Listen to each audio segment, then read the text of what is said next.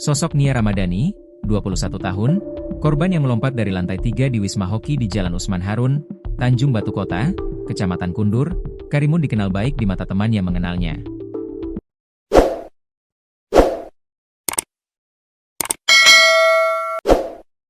Tidak hanya itu, wanita yang kerap biasa dipanggil Anya juga terkenal aktif di kalangan teman-temannya. Beberapa teman yang mengenal sosok Nia sepakat mengatakan wanita kelahiran 2004 tersebut merupakan warga asli Tanjung Batu Kundur, merupakan anak keempat dari 5 bersaudara. Dia aslinya orang Batu Tujuh tapi pindah ke Balai Sekeluarga, ungkap salah satu temannya kepada tribunbatam.id.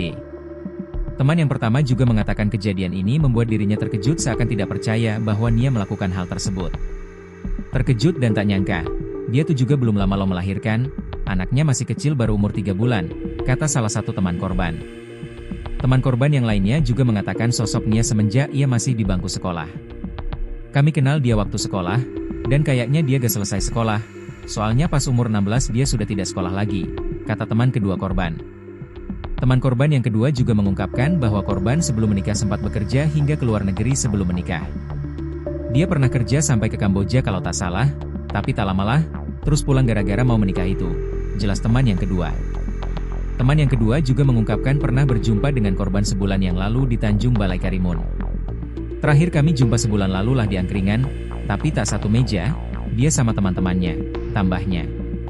Kebenaran Nia pernah keluar negeri dibenarkan juga oleh unggahan di Facebook korban pada tanggal 19 September yang berada di Poike Cambodia dengan caption, "Kapan lagi ya ke negara impian anak muda?" yang disertai emoji ketawa dan bendera Kamboja.